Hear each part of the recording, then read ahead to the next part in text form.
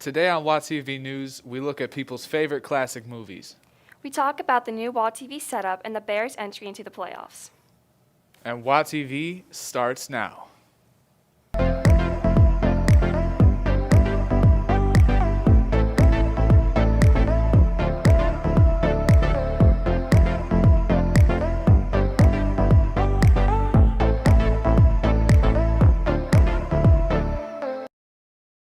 What's up, Wheaton Academy? I'm Sam Peniel. And I'm Casey Nichols. On Tuesday, I interviewed some of our fellow students and faculty on their favorite classic movies. Hello, Wheaton Academy. I'm Casey Nichols from WATv. Today, I'm going to go around and I'm going to ask people their oldie but goodie classic movies. So what is your favorite oldie but goodie kind of classic movie? I absolutely love White Christmas. Probably Sandlot, because it's kind of cool to watch baseball and how they played it all the way back then. So I would have to say Star Wars Episode 6, Return of the Jedi. I would say my favorite oldie but goodie classic movie is The Incredibles. My favorite, probably, this is a hard one, is To Kill a Mockingbird. That's a really good one. And obviously, it gets fed by the fact that I'm an English teacher and I love teaching To Kill a Mockingbird. Yeah. But Gregory Peck was such a classic performance of Atticus, and the children were so endearing. And it dealt with such important social issues that I think that's probably my favorite. I would say probably National Lampoon's Christmas Vacation, which is a Christmas movie, but we watch it all the time. Well, I'm going to cheat a little bit. I don't know if you call Star Wars an oldie, but it came out in 77, 78, and it was the first movie I ever saw in a theater. And I was just mesmerized by the storyline and absolutely loved it. Now, that's kind of cheating because we all like Star Wars and every generation has watched Star Wars. So, but in terms of a movie I grew up with, that's probably the one, episode 4, if you please. So there is a little inside scoop of some of our students and faculty's favorite movies growing up. This is Casey Nichols from WATv signing out. So what is your favorite classic movie, Sam? I'm with that guy. I really like Sandlot. What about yours? I don't know. That's hard. I'm really into the 80s and the 90s, so I'm going to have to either go with Karate Kid or the Titanic. Gotcha. WATv has had many adjustments this winterim. Today I take a look into some changes that are taking place.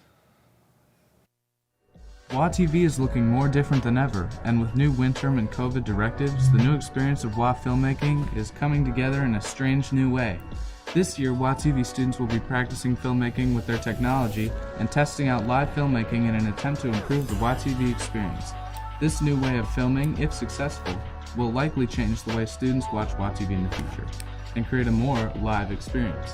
With the goals of WATv remaining the same, to encourage, to inform, and to highlight, we are excited to unveil our videos over the course of Winterim. And as the week progresses, the audience should hopefully see improvements in our videos. With the majority of students being new to filmmaking, this will be a new and exciting addition to their host of skills. We go to Mr. Hockett for more.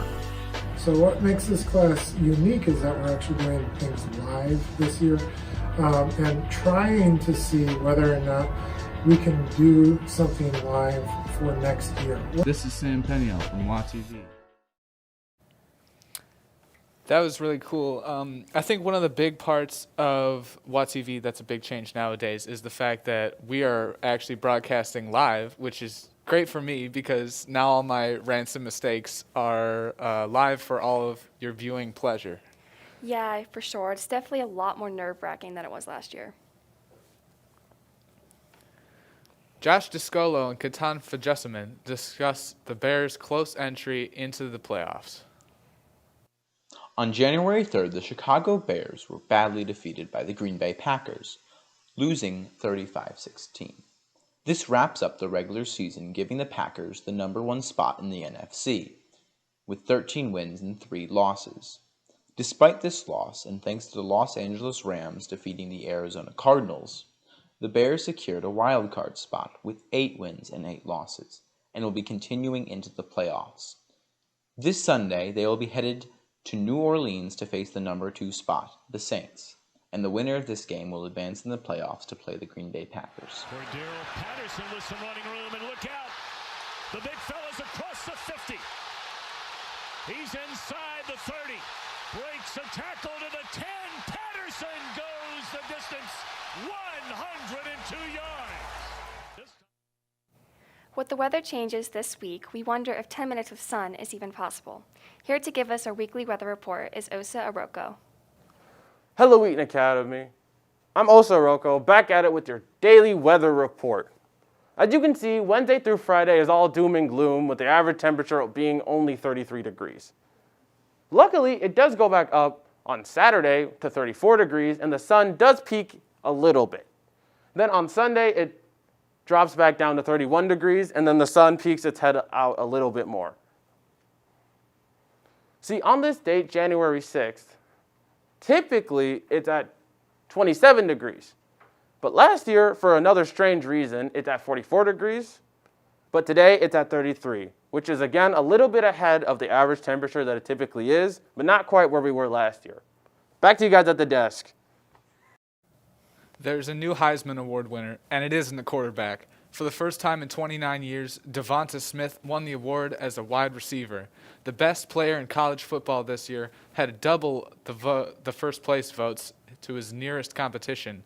Smith will help his Alabama team face Ohio State in the national championship on January 11th.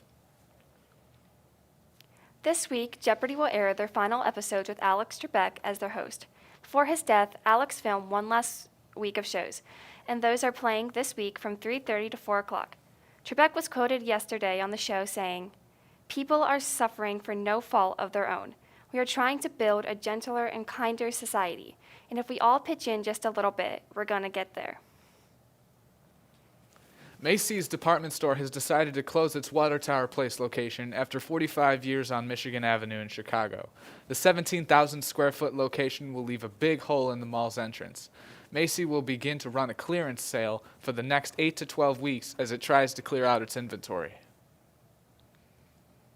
The National Hockey League is trying to get back some of the money lost during COVID.